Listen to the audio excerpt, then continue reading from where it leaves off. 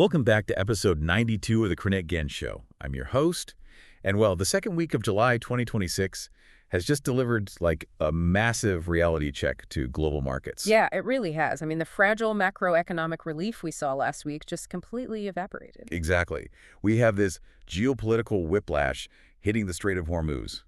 With renewed military escalations between the U.S. and Iran, a heavy war premium slammed right back into commodities. Right, which naturally drove a powerful safe haven rush straight into the U.S. dollar. And then Bitcoin faced a really harsh technical rejection at its 50-day moving average. Which was, what, at $65,212? Yeah, exactly, slipping right back down below that 63,000 baseline. And to make things more complicated, crypto vehicles are facing a serious liquidity squeeze. Institutional venture capital is, aggressively rotating out of digital assets and directly into high-growth AI infrastructure. It is a massive contradiction. I mean, the macroeconomy is putting digital assets in a vice grip, but the underlying network utility is quietly securing some huge structural wins. Which is the core thesis of our deep dive today.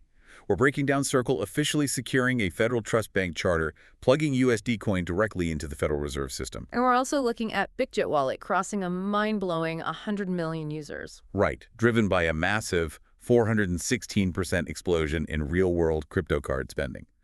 We'll also cover Bitcoin developers fast-tracking quantum-resistant security updates with BIP 360, while Kevin Warsh emerges as the hawkish frontrunner to lead the Fed. The macro clouds are back, but the underlying utility is scaling faster than ever. Let's get straight into the top 10.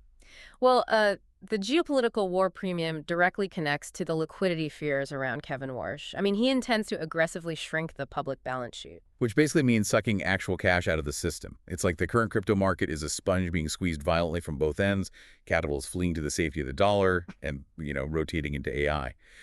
With Wall Street liquidity drying up, how is the architecture actually surviving? You have to look away from Wall Street. The survival mechanism isn't top-down speculation, it's bottom-up adoption. Take that BitJet Wallet milestone, 100 million users globally. Right. But the why is what matters.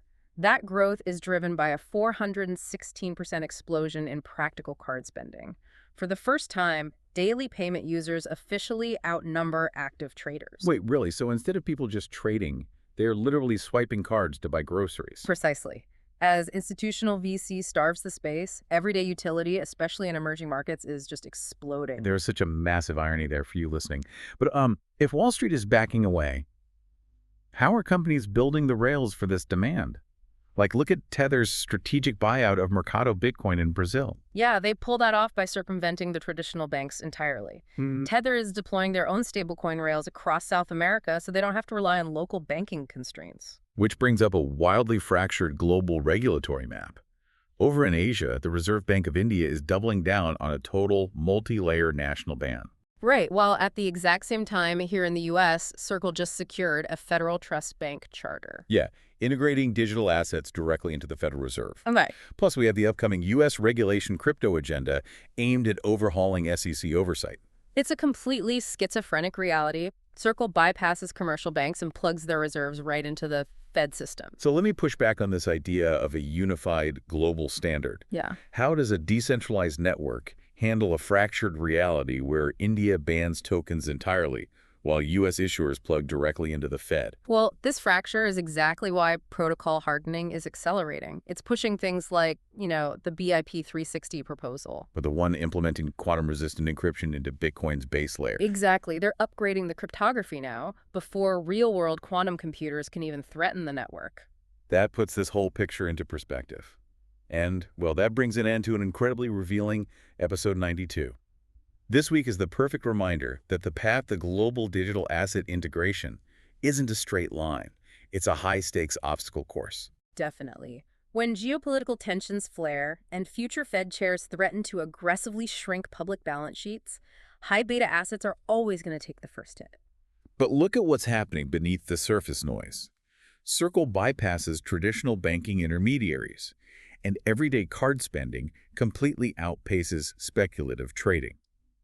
The network isn't just surviving, it's hardening into a permanent global utility. Yeah, you have to ignore the short-term macro liquidations and focus on where the physical architecture is actually being laid down. Absolutely. You can find the complete technical breakdown, Bitcoin's BIP 360 proposal, and the upcoming congressional regulatory schedules linked right down in our show notes. But here's a final thought for you to explore.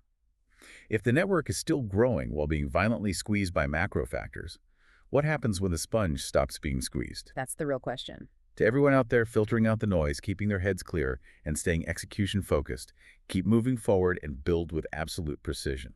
Protect your private keys, keep your emotions out of the order books, and I'll see you in episode 93.